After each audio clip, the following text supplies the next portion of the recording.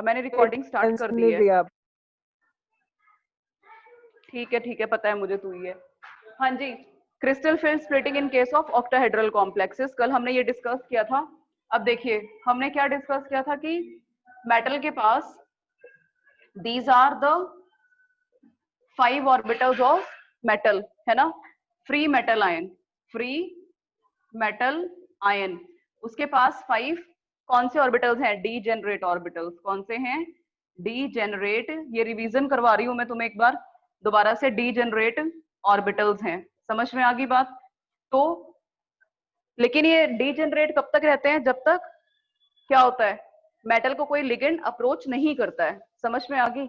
लेकिन जैसे क्या करना है, मेटल को किसी लिगेंड ने अप्रोच करना है, ऑब्वियसली बॉन्ड तो किस किस के बीच में बनना है, मेटल और लिगेंड के बीच में। तो जैसे ही मेटल को लिगेंड्स अप्रोच करना शुरू करेंगे, वैसे ही क्या होगा बेटा, ये जो डीजेनरेसी है वो क्या हो जाएगी, स्प्लिट हो जाएगी, खराब हो जाएगी डीजेनरेसी।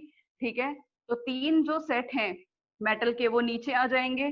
ठीक है, और 2 सेट ऑफ ऑर्बिटल्स ऊपर चले जाएंगे। इनको क्या बोला था, T2G, और इनको क्या बोला था, EG। समझ में आ गई। और ये जो था, this was your barycentre. Okay, और ये जो एनर्जी गैप था, this was -0.4 delta octahedral. Okay, and this energy is what, +0.6 delta octahedral. ठीक है, और T2G और EG सेट के बीच में जो ये एनर्जी डिफरेंस है, ठीक है, इसको हम क्या बोलते हैं, पूरे को डेल्टा ऑक्टाहेड्रल। डेल्टा ऑक्टाहेड्रल को क्या बोलते हैं, CFSE, crystal field splitting energy या फिर क्रिस्टल फील्ड स्टेबलाइजेशन एनर्जी। समझ में आ गई बात। ठीक है, अब कल की रिकॉर्डिंग भी मैं भेज दूंगी साथ साथ, और आज की भी। ठीक है, कल शायद सर भेज नहीं पाएंगे, आई डोंट नो, तो तुम दोनों को एक साथ ही देख लेना, आ जाएगा समझ में। क्लियर है, आ गई बात समझ में।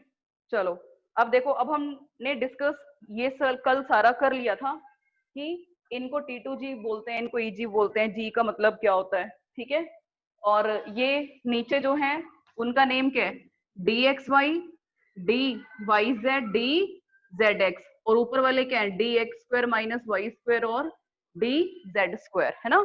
ये बताया था कि ये 3 नीचे क्यों आए और ये 2 ऊपर क्यों गए हैं। समझ में आ गई, क्योंकि रिपल्शन इन तीनों के केस में कम होती है।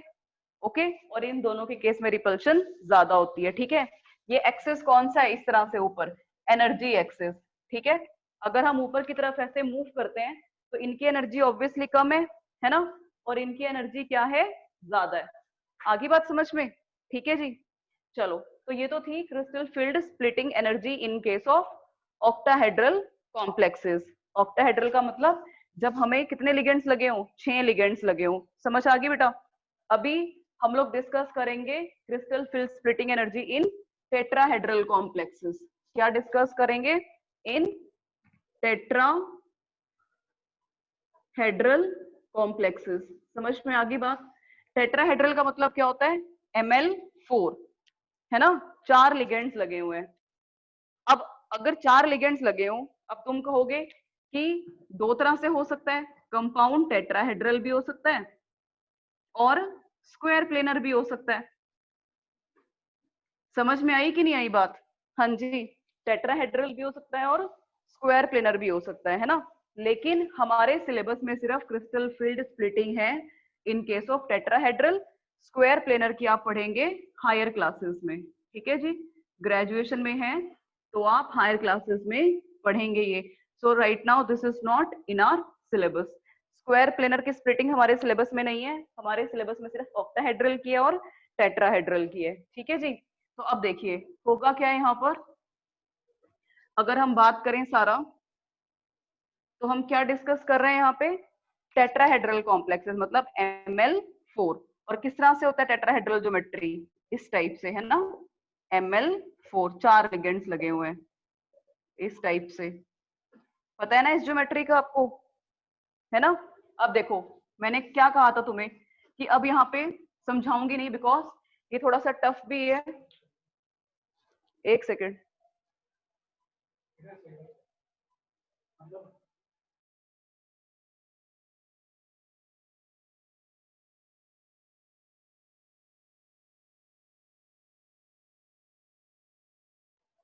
हाँ जी क्लास, देखिए तो टेट्राहेड्रल के केस में हम लोग बात करेंगे स्प्लिटिंग की। आप सिर्फ डेटा लर्न करेंगे बिकॉज कोई आपसे रीजन नहीं पूछेगा, ऑल्दो रीजन है, ठीक है, लेकिन मैं आपको यहाँ नहीं समझाऊंगी क्योंकि वो थोड़ा सा कॉम्प्लिकेटेड सा रीजन है, ठीक है, अभी उसकी जरूरत नहीं है। फिर वही मैं कह रही हूँ कि आप ग्रेजुएशन में जब ये चैप्टर पढ़ेंगे तो पूरा अच्छे से डिटेल में आएंगी वो सब चीजें, ठीक है। अभी आप सिर्फ क्या याद रखें कि ये तो वही है, बैरी सेंटर, बैरी सेंटर है, ठीक है, यहां से लेकर यहां तक के गैप को आप क्या बोलेंगे, डेल्टा टेट्राहेड्रल। मतलब पहले क्या बोला था, डेल्टा ऑक्टाहेड्रल, तो ओ लगा दिया था यहाँ पे सबस्क्रिप्ट, है ना, लेकिन यहाँ पे हम लोग क्या बोलेंगे, डेल्टा टी, है ना। उसमें कल जब मैंने तुम्हें बताया था ऑक्टाहेड्रल कॉम्प्लेक्सेस की स्प्लिटिंग के बारे में, तो कहा था कि जस्ट रिवर्स हो जाएगा इस केस में बस, है ना, जो ऊपर थे वो नीचे आ जाएंगे, जो नीचे थे वो ऊपर आ जाएंगे, यानी यहाँ पर 2 सेट आएंगे, d x square minus y square और डी जेड स्क्वायर, और यहाँ पर टी टेट्राहेड्रल कॉम्प्लेक्सेस, तो ये d x y, d y z और डी जेड एक्स, ये तीन ऊपर चले जाएंगे, मतलब बिल्कुल ऑपोजिट केस हो जाएगा किससे, ऑक्टाहेड्रल से, ठीक है बेटा।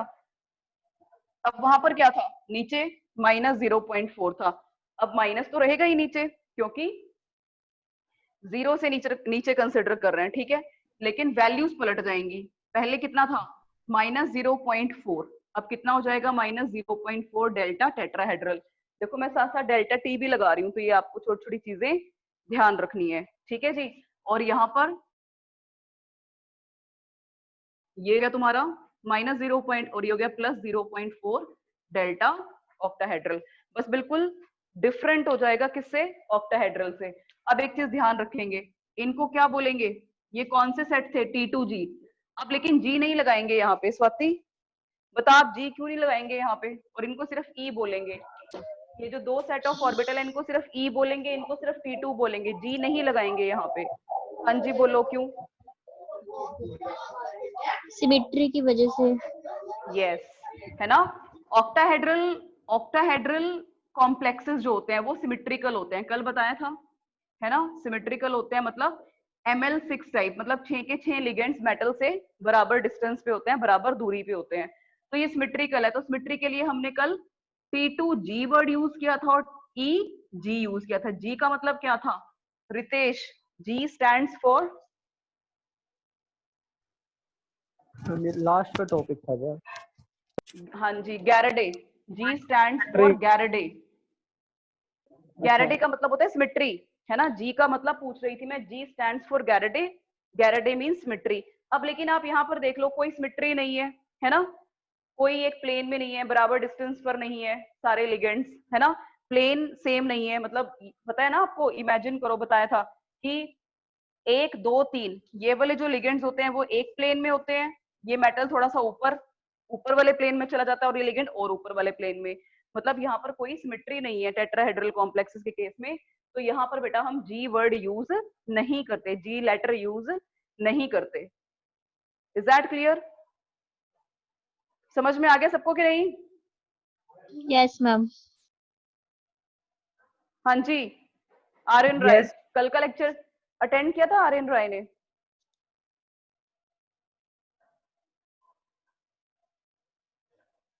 आर्यन सो गया क्या? आर्यन मिस्टर आर्यन, नींद आ गई काके को। किसने कल की थी अटेंड क्लास? और इशिका, इशिका बताएगी। हाँ जी, ये समझ में आ गया टेट्राहेड्रल कॉम्प्लेक्सेस की स्प्लिटिंग? Yes ma'am. सहज आपको, सहज, यस मैम। यश, योगांशु, दोनों बताओ जल्दी से। यस मैम, समझ आया। योगांशु, चलो ठीक है। वो डेल्टा ओ समझ में नहीं, टी नहीं आएगा, कहाँ पे बेटा? या डेल्टा ओ लिखा है। अच्छा, हाँ वो गलती से लिख दिया, समझ जाओ, नोट्स पढ़ोगे तो पता चल जाएगा। अच्छा, अब ये देखो कि दोनों जो एनर्जीज होती हैं, एक तो क्या डेल्टा ऑक्टाहेड्रल और एक डेल्टा टेट्राहेड्रल, इन दोनों में क्या रिलेशन होता है, एक्सपेरिमेंटली देखा गया, delta tetrahedral is equal to 4/9 delta octahedral, ये याद रखना, ये याद रखना, मैम समझ में आ गई? हाँ यूनिक बोलो। आर्यन तो है ही नहीं। अभी तो था, अभी चला गया होगा, रिमूव हो गया होगा। था तो आर्यन राय करके, तभी तो पूछा मैंने। कोई और।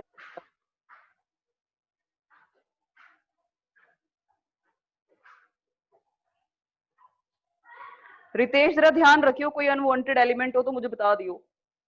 ठीक है। आर्यन ही था, अभी वो तो रिमूव हो गया गलती से। रिमूव हो गया कनेक्शन। होगा, अभी आर्यन राय था। ठीक है, चलो अच्छा, ज्यादा हम टाइम वेस्ट नहीं करते हैं। सी, आप ये डेल्टा ऑक्टाहेड्रल का मतलब क्या है? क्रिस्टल फील्ड स्टेबलाइजेशन एनर्जी या क्रिस्टल फील्ड स्प्लिटिंग एनर्जी। मतलब it is a kind of energy, है ना। और कौन सी एनर्जी? जो दोनों सेट के बीच में डिफरेंस होता है ना, एनर्जी का। अब और ये भी डेल्टा टेट्राहेड्रल भी क्या होता है? इन दोनों सेट्स के बीच में ये वाला सेट 2 ऑर्बिटल्स का और ये 3 ऑर्बिटल्स का सेट, इन दोनों के बीच का जो एनर्जी डिफरेंस होता है वो डेल्टा टेट्राहेड्रल होता है। तो आपको कई बार क्या होता है, दोनों में से एक चीज दे देते हैं, है ना, और दूसरे की वैल्यू पूछ लेते हैं। तो ये इंपॉर्टेंट रिलेशन है, you should know about it. आपके एनसीईआरटी में दिया हुआ है, तो आपको हर चीज वो जो एनसीईआरटी में है वो तो लर्न करके चलनी ही है कि डेल्टा टेट्राहेड्रल जो होता है वो 4/9 डेल्टा ऑक्टाहेड्रल के बराबर होता है। ठीक है, समझ आ गई? बोलो। Yes ma'am. कंफ्यूज नहीं होना, जैसे हम बोलते हैं ना TO2, है ना, 2 OT तो कोई मतलब नहीं होता ना, OT का मतलब OT, तो TO2 एक वर्ड होता है ना, जिसका मतलब होता है से। तो ऐसे याद रखना कि T पहले आएगा, O बाद में आएगा, है ना। 4/9 तो है ही। तो डेल्टा टेट्राहेड्रल, कई बार कंफ्यूज हो जाता है बंदा कि डेल्टा ऑक्टाहेड्रल था पहले या डेल्टा टेट्राहेड्रल था। तो TO2 से याद रखना है। आदर्श तो कल कहाँ था? आदर्श कल था नहीं मैम। वो तो मुझे भी पता है, तभी तो पूछ रही हूँ, कल क्यों नहीं अटेंड की तूने क्लास? कल बाहर गया हुआ था। अब आगे आ रहा है तेरे को कुछ समझ में इसमें से? मुझे तो नहीं लगता। आ रहा है, हल्का फुल्का आ रहा है। हाँ, तो हल्का फुल्का का मतलब नहीं आ रहा है, क्योंकि प्रीवियस लेक्चर से सब कनेक्टेड है यहाँ पे। इसलिए बेटा आप पुरानी वाली वीडियो भी देख लियो और आज वाली भी देख लियो, ठीक तब है आ मैम। जाएगा समझ में। टॉपिक तो इजी है, ऐसी कोई बात नहीं है। अच्छा चलो, तो ये थी बेटा crystal field splitting energy in case of octahedral complexes and tetrahedral complexes. समझ लिया है हमने, लेकिन अभी हमने क्वेश्चन नहीं प्रैक्टिस करे, वो अभी हम करेंगे। ठीक है, मेन तो है क्वेश्चन, लेकिन उससे पहले, उससे भी ज्यादा इंपॉर्टेंट है ये सारे फैक्ट समझना कि एनर्जी मतलब बैरी सेंटर क्या होता है, ये दोनों एनर्जी के लेवल्स कैसे हैं, T2G EG का मतलब क्या होता है, G कहाँ पर यूज करना है, कहाँ नहीं यूज करना है।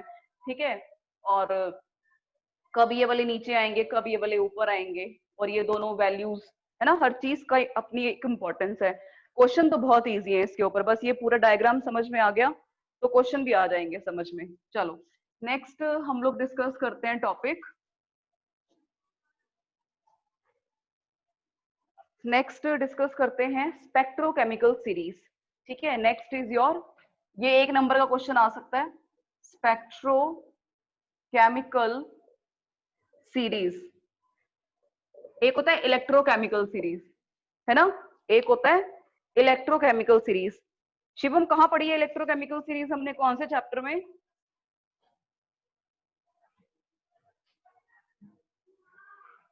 Shivam yes ma'am. कौन से चैप्टर में पढ़ी है इलेक्ट्रोकेमिकल सीरीज? इलेक्ट्रोकेमिस्ट्री में बेटा, जिसमें सारे एलिमेंट्स को हम लगाते हैं उनकी रिड्यूसिंग स्ट्रेंथ के अकॉर्डिंग, है ना, इंक्रीजिंग और डिक्रीजिंग। चलो कोई बात नहीं। अब स्पेक्ट्रोकेमिकल सीरीज, अब ये कोऑर्डिनेशन केमिस्ट्री में हम पढ़ेंगे स्पेक्ट्रोकेमिकल सीरीज। अब इसमें किसको हम अरेंज करेंगे? इस सीरीज में हम लोग लिगेंड्स को अरेंज करेंगे according to their increasing crystal field strength. आगे बात समझ में?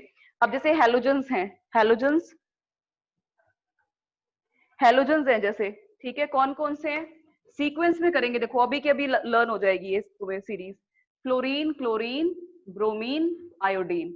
बोलो पता है कि नहीं पता है? ये ऐसे लिख के लर्न करना है ये, बोलो।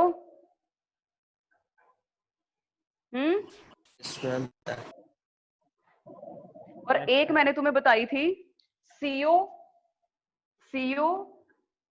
CN, EN, अमोनिया, ये बताई थी कि नहीं? COCN EN अमोनिया बताई थी ये भी। Yes ma'am.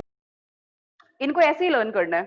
Fluorine chlorine bromine iodine, 4 का सेट एक तरफ लिखना है सीक्वेंस में हैलोजेंस, और COCN EN अमोनिया रट्टा मार लो, COCN EN ammonia, COCN EN ammonia. और इनके बीचों बीच बिल्कुल सेंटर में हम क्या रखेंगे, वाटर। क्या रखेंगे सेंटर में, वाटर। क्लियर है? ठीक है, तो इनको हम ऐसे ऐसे अरेंज करेंगे। देखो समझ में आ गई, क्योंकि सबसे ज्यादा इंपॉर्टेंट है ये वाले जो मैंने लिगेंड्स लिखे हुए हैं। आप कोई भी एग्जाम्पल उठा के देख लेना अपना, जहां पर आपको लिगेंड की स्ट्रेंथ का क्वेश्चन आता हो, ठीक है, तो आपको सबसे ज्यादा यही वाले लिगेंड्स मिलेंगे। समझ आ गई? अब आपके पास जो नोट्स हैं उनमें 2 लिगेंड्स और फालतू लिखे हुए हैं बस, ठीक है, बाकी तो यही है, दोबारा देखेंगे। बस हमने 2 लिगेंड और एडजस्ट करने हैं, ठीक है, आपकी स्पेक्ट्रोकेमिकल सीरीज जो आपको चाहिए वो हो जाएगी। अब देखो दोबारा आई am writing fluorine chlorine bromine iodine. Water को हम सेंटर लेकर चले, है ना, एक वाटर से लेफ्ट हैंड साइड में आएगा और एक वाटर से राइट हैंड साइड में आएगा। तो वाटर को मैं सेंटर में लिखकर चल रही हूँ, वाटर को मैं सेंटर में लिखकर चल रही हूँ दोबारा से, ठीक है। एक का स्पेस मैंने छोड़ दिया है यहाँ पे, है ना, और इधर से समझ आ रहा है, इधर से COCN EN अमोनिया।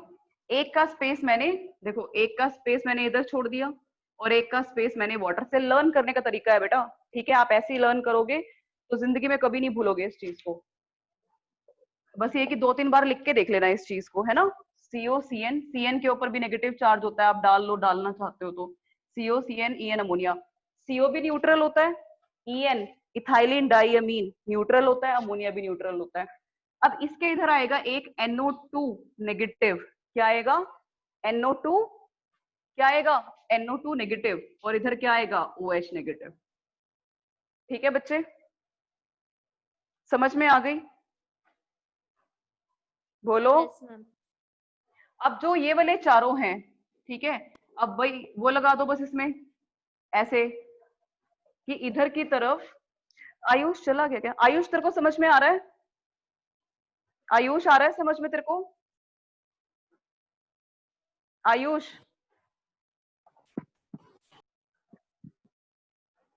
आयुष, हम अब नहीं सुनेगा इसे। हाँ अब नखरे आ रहे हैं इसको ज्यादा। अब देखो वाटर क्या होता है बेटा, वीक लिगेंड होता है। Water is a week ligand, समझ रहे हो? इसको सेंटर पॉइंट मान के चलना। वाटर से इधर वाले सारे क्या हैं, वीक लिगेंड में कंसीडर होंगे, है ना, वीक लिगेंड्स में। और वाटर के इधर ये चारों मैम स्ट्रॉन्ग। हाँ बोलो। मैम हाँ बोलो बेटा। बुला रहे थे आप मेरे को, बुला रहे थे। मैं ये पूछ रही थी कि तेरे को समझ में आ रही है ये सब चीजें? Yes ma'am. ठीक है, तो देखो बेटा इसमें ना आपको मैं बता रही हूँ आपकी जानकारी के लिए, लेकिन पेपर में आपको ऐसे नहीं लिखना कि ये वीक है ये स्ट्रॉन्ग है ऐसे।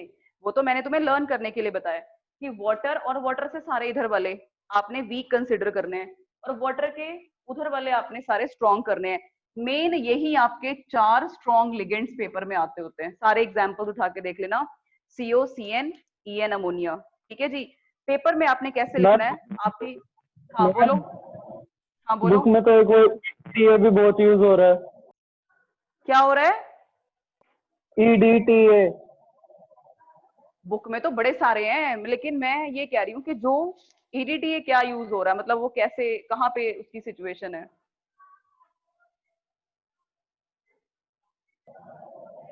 बुक में जैसे एग्जांपल्स वगैरह उसमें कह रहा हूँ मैं, EDTA भी यूज हो रहा है।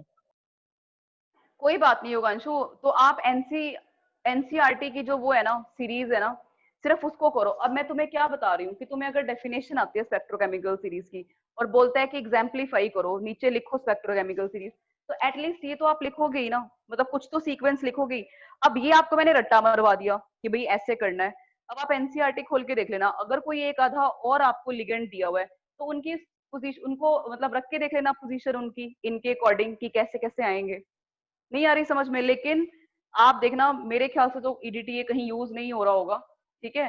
हो रहा होता तो मैं जरूर लिखवा देती। चलो अगर एक है भी है एक EDTA जो मैंने नहीं बताया इसमें, तो आप उसको लर्न कर लेना, कोई बात नहीं, लेकिन मोस्टली यही है, समझ रहे हो? Fluorine, chlorine, bromine, iodine, centre में water, CO, CN, EN ammonia, इधर NO2 नेगेटिव और इधर वाटर के इधर OH नेगेटिव। ठीक है, तो यही 99.99% यही वाले एग्जांपल्स आपके पूछे जाने वाले हैं। क्लियर? और पेपर में कैसे लिखोगे ये सीक्वेंस लिख के कि ऐसे इंक्रीजिंग कि इधर की तरफ एरो बना दिया ना, इधर की तरफ लेफ्ट टू राइट, कि increasing field strength, increasing field strength की लेफ्ट टू राइट क्या हो रही है, लिगेंड्स की जो फील्ड स्ट्रेंथ है वो इंक्रीज हो रही है। बोलो कोई बात क्लियर है कि नहीं? यश, यश, यस मैम। ये 4 कौन उड़ गए? अभी तो 17 18 दिखा रहा था, ये 15 ही दिखा रहा है, 14 स्वाति उड़ गई। चलो ठीक है, तो अब आपको ये लर्न करनी है ये स्पेक्ट्रोकेमिकल सीरीज।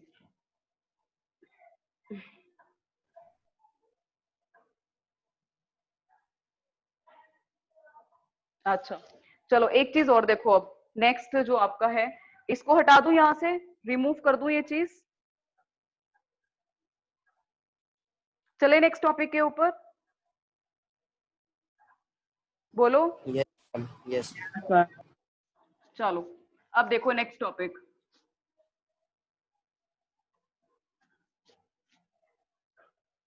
हाँ जी, अब एक बात सुनिए मेरी ध्यान से, हम लोग बात कर रहे हैं, ये मैंने बात की ऑक्टाहेड्रल कॉम्प्लेक्सेस के केस में, ऑक्टाहेड्रल कॉम्प्लेक्सेस के केस में। ठीक है, तीनों नीचे सेट कौन कौन से आएंगे, DXY, DYZ और DZX, नजर आ रहा है सबको ना? ठीक है, और ऊपर कौन से सेट आएंगे, DX² माइनस Y² और DZ²। ठीक है, क्लियर है? और इधर मैं बना रही हूं स्प्लिटिंग किसके केस में, टेट्राहेड्रल के केस में, टेट्राहेड्रल के केस में।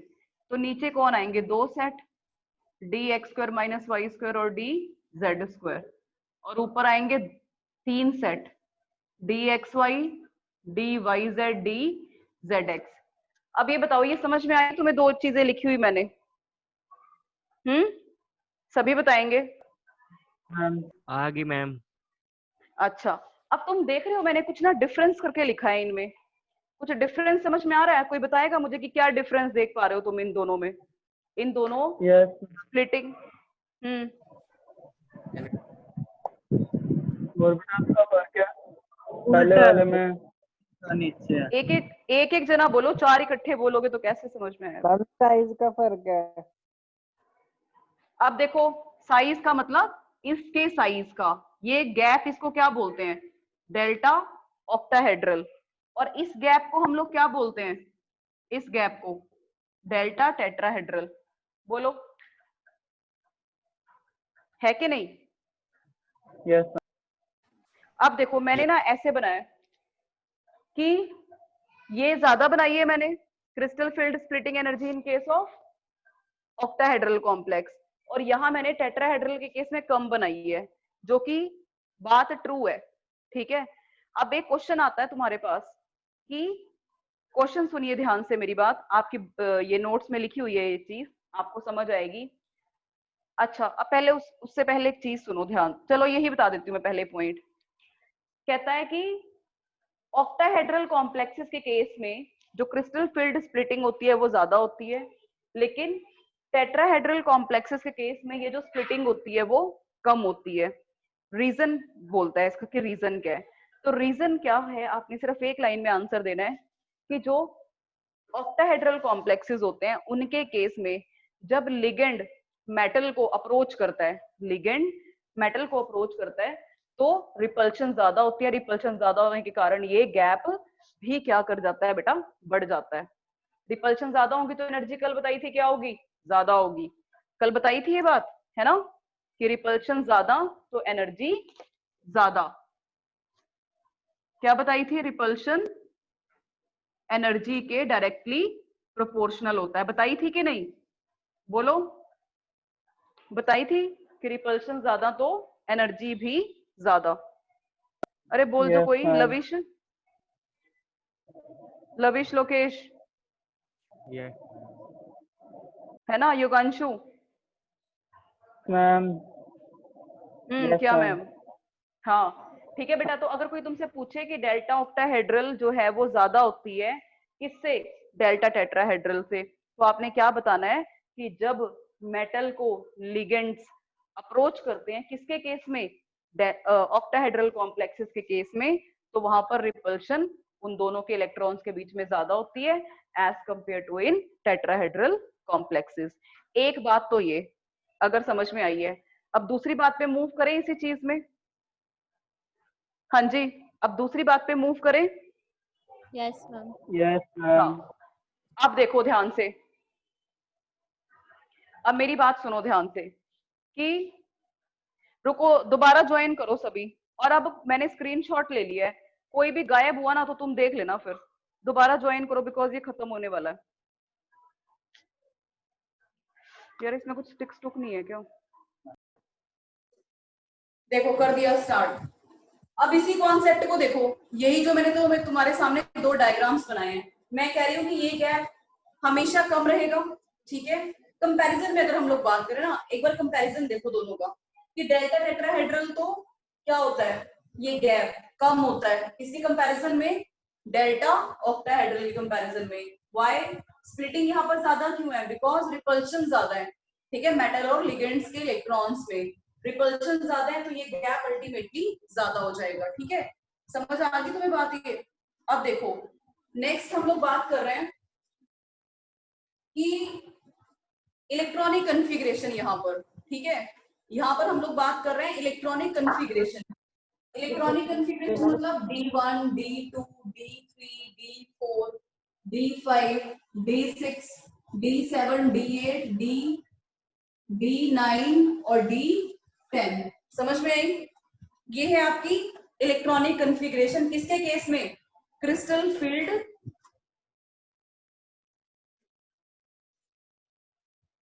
तो साथ साथ चार्जिंग पे लगा लो ना नैन्सी, साथ साथ बेटा चार्जिंग पे लगा लो, किसी उस पे जगह बैठ जाओ तो वहां पे चार्ज करो, ठीक है। तो चलो देखो ये ध्यान देंगे, ये बहुत ज्यादा इंपॉर्टेंट चीज है ना।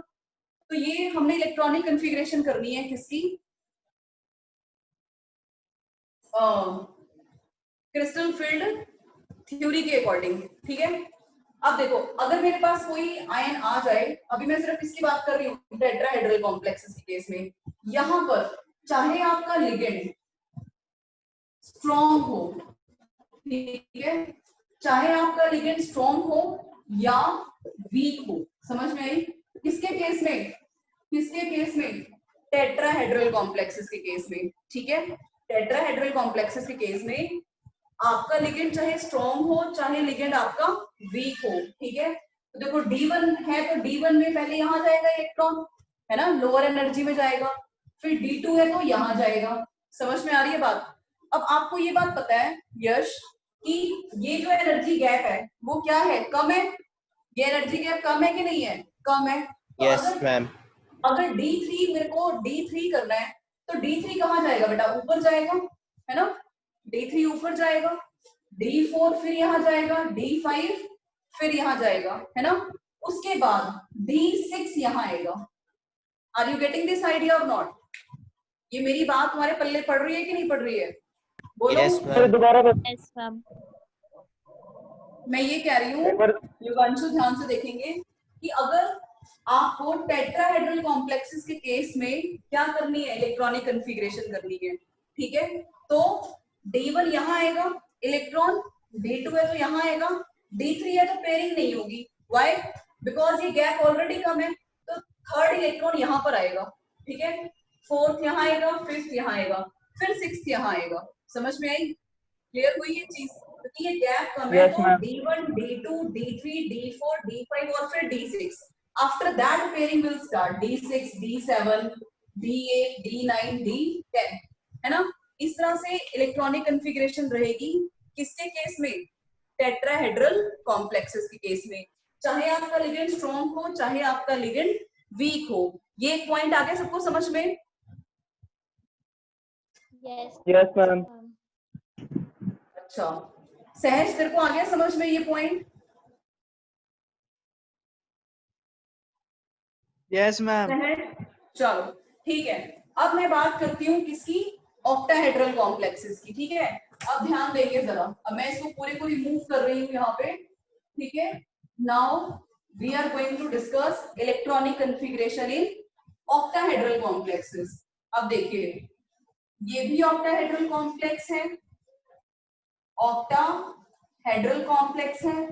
ठीक है यहां भी मैं क्या बना रही हूँ, ये ऑक्टाहेड्रल कॉम्प्लेक्स है ना, ऑक्टाहेड्रल कॉम्प्लेक्स की क्या क्रिस्टल फील्ड स्प्लिटिंग डायग्राम। अगर आपका लिगेंड कैसा है, स्ट्रॉन्ग है, ये गैप मैंने दिखाया है in case of strong ligand. ठीक है ये गैप है in case of week ligand, समझ में आई बात?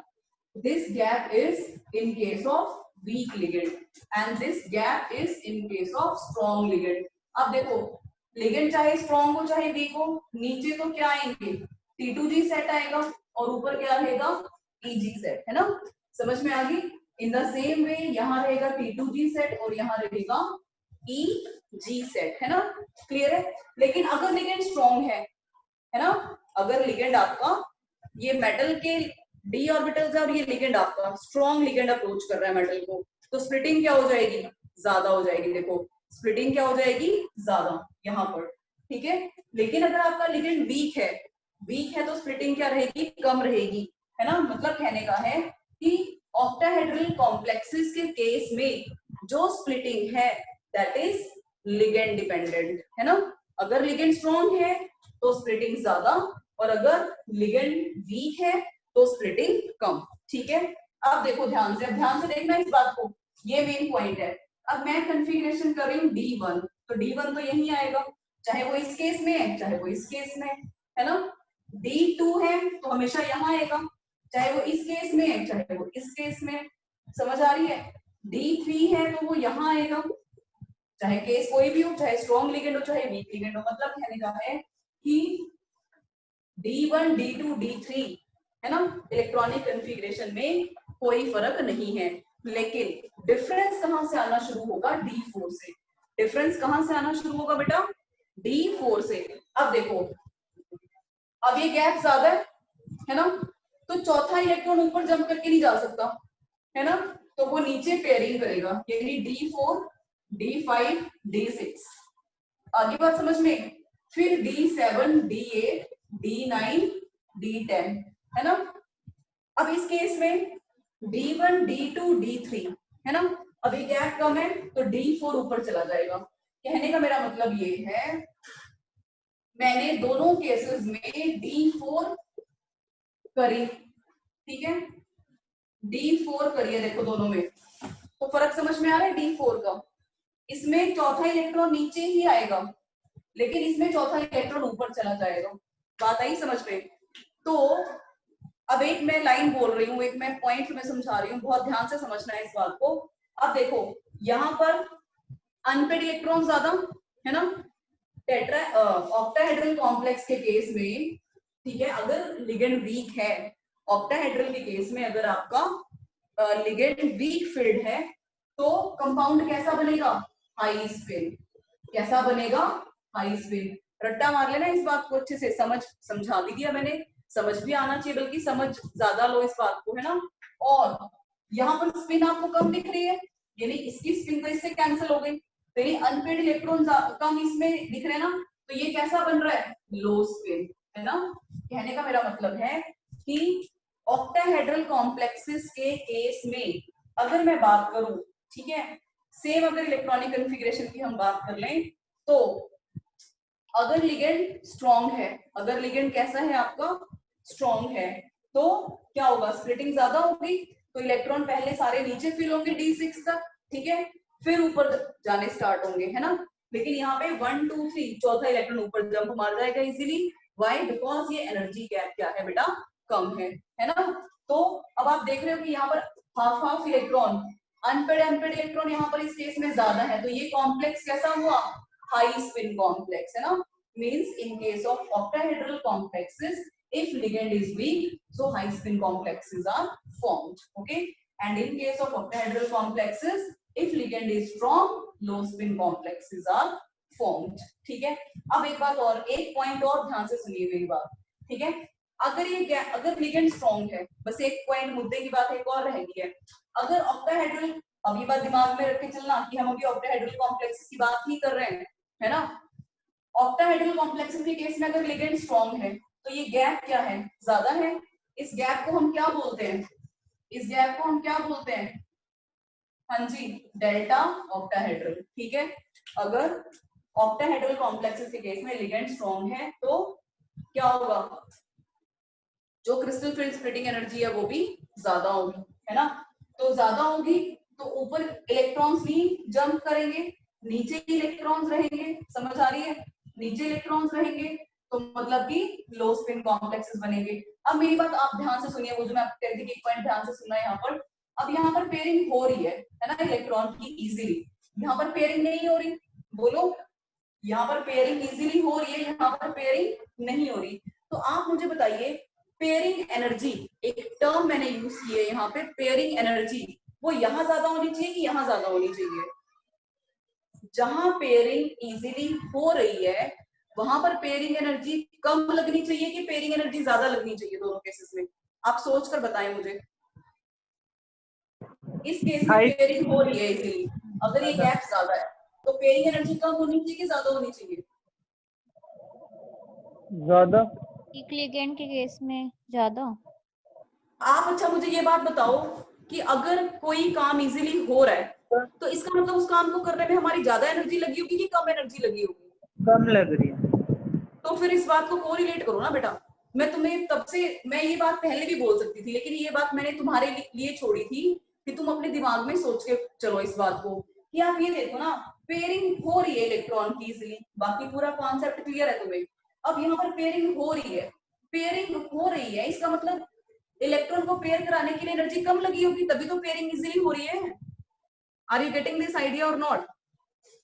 Yes ma'am. है ना।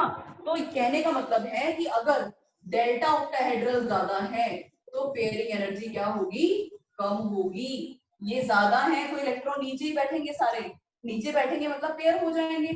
पेयरिंग हो रही है तो इसका मतलब पेयरिंग एनर्जी कम लग रही है कि नहीं? युगांशु, यस मैम। ठीक है। अब अगर यहाँ बात करें तो इस केस में डेल्टा ऑक्टाहेड्रल की वैल्यू कम है तो इलेक्ट्रॉन इजीली जंप कर करके ऊपर जा रहे हैं, मतलब पेयरिंग नहीं हो रही। पेयरिंग नहीं हो रही इसका मतलब क्या है कि पेयरिंग कराने के लिए पेयरिंग एनर्जी की वैल्यू ज्यादा चाहिए होगी यहाँ पे, है ना। तो यही डेल्टा ऑक्टाहेड्रल कम है तो पेयरिंग एनर्जी हमें ज्यादा जरूरत है पेयरिंग एनर्जी की। तो अब मैं ना रिजल्ट्स लिख रही हूँ यहाँ पे, तुम इस रिजल्ट को लर्न करना अच्छे से, ठीक है। See I am writing result here कि अगर ये तो हमें पक्का पता है कि हम किसकी बात कर रहे हैं, ऑक्टाहेड्रल कॉम्प्लेक्सेस की, ये तो मैं बार बार तुम्हें नहीं बोलने वाली, ठीक है। ऑक्टाहेड्रल कॉम्प्लेक्सेस के केस में, चलो मैं लिख देती हूँ यहाँ पे ये बात भी, ऑक्टाहेड्रल कॉम्प्लेक्सेस के केस में, ठीक है, अगर लिगेंड आपका क्या है, अगर लिगेंड आपका स्ट्रॉन्ग है, लिगेंड स्ट्रॉन्ग है तो डेल्टा ऑक्टाहेड्रल भी क्या है, ज्यादा है ना। समझ में आई? डेल्टा ऑक्टाहेड्रल अगर ज्यादा है तो पेयरिंग एनर्जी क्या होगी, कम होगी। दोनों डेल्टा और पेयरिंग एनर्जी रिवर्स होते हैं, तो कॉम्प्लेक्सेस कैसे बनेंगे, लो स्पिन कॉम्प्लेक्सेस बनेंगे। अब इस एक फॉर्मेट को तुम लोग अच्छे से लर्न कर लेना, ठीक है। मैं इधर भी लिख रही हूँ कि सेम ऑक्टाहेड्रल कॉम्प्लेक्सेस के केस में अगर आपका लिगेंड कैसा है, वीक फील्ड है, वीक का मतलब कमजोर है, तो ये गैप कम करेगा वो, तो यानी डेल्टा ऑक्टाहेड्रल भी क्या होगा, कम होगा। अगर लिगेंड आपका वीक है, डेल्टा ऑक्टाहेड्रल अगर कम है तो आपका इलेक्ट्रॉन इजीली ऊपर चला जाएगा, मतलब कॉम्प्लेक्सेस कैसे बनेंगे, हाई स्पिन बनेंगे, और हाई स्पिन बनेंगे इसका मतलब पेयरिंग एनर्जी यहाँ पे ज्यादा लग रही है। बस सिंपल सा फंडा है कि जो क्रिस्टल फील्ड स्प्लिटिंग एनर्जी होती है वो पेयरिंग एनर्जी के क्या होती है, रिवर्स होती है, ऑपोजिट होती है, एंटायरली ऑपोजिट। अब बताओ आया फंडा समझ में ये वाला कि नहीं? Yes, ma'am. Lavish, lavish, Yes, ma'am. Lavish, Yes, ma'am. अच्छा स्वाति, आ गया मैम। अच्छा और कौन है? आदर्श तुम बताओ। हो गया मैम। ठीक है, अब ये बता दो कोई ऐसा बच्चा जिसको ना समझ आया हो, कोई है ऐसा? चलो फिर आप ऐसा करना, आज के लिए इतना ही बहुत है, ठीक है? आप ये सारे कॉन्सेप्ट्स को पढ़ना अपने नोट्स में, आ गई बात समझ में? और उसमें इलेक्ट्रॉनिक कॉन्फ़िगरेशन भी करके दिखाई हुई है ना? तो आपको मिल जाएगी। आप अपने नोट्स निकालना, ठीक है?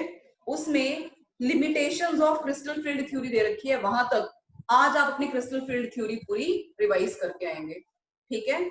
In case of any doubt you can send me your message कि यहाँ पर हमें दिक्कत आ रही है, ये आप बता दो। क्लियर हो गई बात? ठीक है बेटा?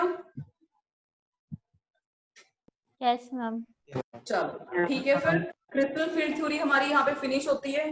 बाकी क्वेश्चंस हम एक बार और प्रैक्टिस कर लेंगे, उसके बाद हमारा 2 टॉपिक्स बचते हैं, यानी 1 पेज बचता है बस तुम्हारा, and after that your chapter will be finished from my side.